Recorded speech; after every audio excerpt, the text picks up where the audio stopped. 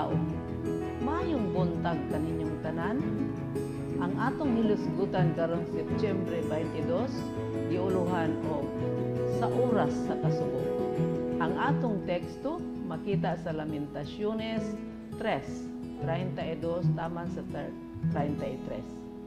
Kay bisan siya nagpag-uol, apan siya maluoy, sumala sa gidaghanon sa iyang mga mahigugmaong kalulot.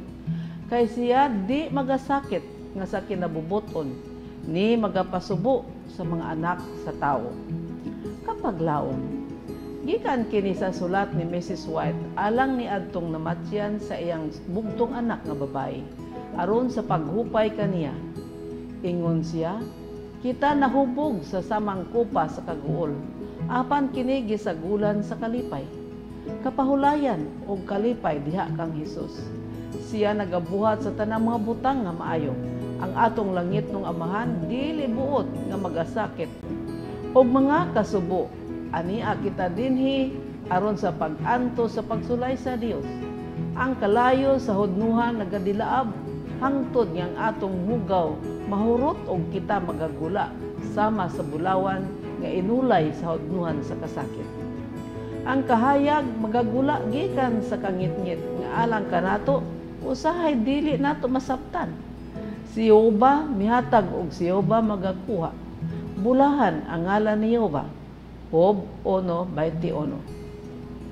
Unta mao kini ang pinulungan sa atong mga kasing-kasing. Ang panganod sa kaluoy nagalutaw ibabaw sa atong ulo. Bisan pa sa kinangit-ngitan nga oras, ang mga kaayuhan sa Dios alang kanato sama kadaghan sa mga tinulo sa nagakahulog nga ulan gikan sa panganod ibabaw sa uga nga yuta aron sa pagbisbis o pagpabag-o niini ang kaluoy sa Dios anaa kanimo. Si Maria, ang imong bililong anak, nagapahulay na. Siya maoy kauban sa imong mga kasubo o kahigawad nga mga paglaom. Siya wala na'y kaguol o kinahanglanon o kasakit. Pinaagi sa masinabtanong mga mata, imong mapaabot taliwala sa imong mga kasubo o kaguol o mga kalibog. Ang imong Maria uban kanimo nga iyang inahan ug ubang sakop sa imong pamilya magatupag sa tawag sa Dios, maghatag og kinabuhi ug mugula gikan sa ilang bilangguan nga madinaugon. Batok sa kamatayon ug sa lubnganan.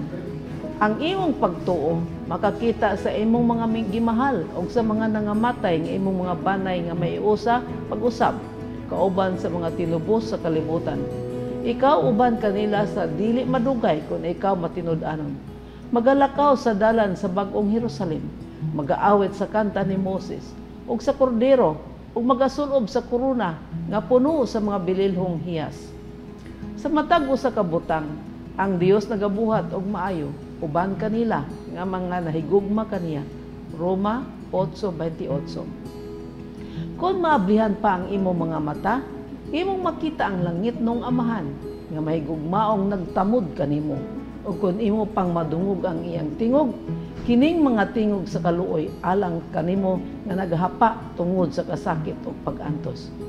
Pagbarog nga malig-on diha sa iyang kusog, adunay kapahulayan alang kanimo. Kapaglaom, sumala pa kay Ellen White, kung naa kita sa kaguol o kasub-anan, ato kining antuson, kaysa makita nga anaa sa hudnuhan sa kalayo sa kasakit, nga gihinluan gikan sa mga hugaw, aron mogawas kita sama sa bulawan. Adunay mga butang nga panghitabo dinhi sa atong kinabuhi, nga dili nato hisabtan, apan sa ulahi, ato kini nga masabtan. Kinahanglan ato lamang tutukan og saligan ang atong Dios. Hilabi na gayud kung aduna kitay mga minahal nga motanaw na gikan ining kalibutan. Nakasabot ang Dios sa atong gibati ug kung ato lamang madunggan siya, atong madungog ang iyang maluluyong tingog ug sa ulahi magakit-anay lang gihapon kita kauban sa tanang matarong dito sa bag-ong Jerusalem nga iyang giandam kanato. Mag-ampo kita.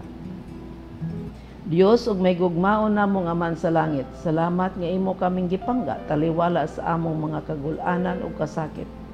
Dili tinuod namo masabtan ang mga kangit-ngit nga moabot kanamo nining kalibutan, apan salamat nga og kami mosalig lamang kanimo og mututok uban ang pagtuo sa ulahi among masabtan ang tanan niini alang sa among kaayuhan kay imo kaming minahal og dili pasagdan.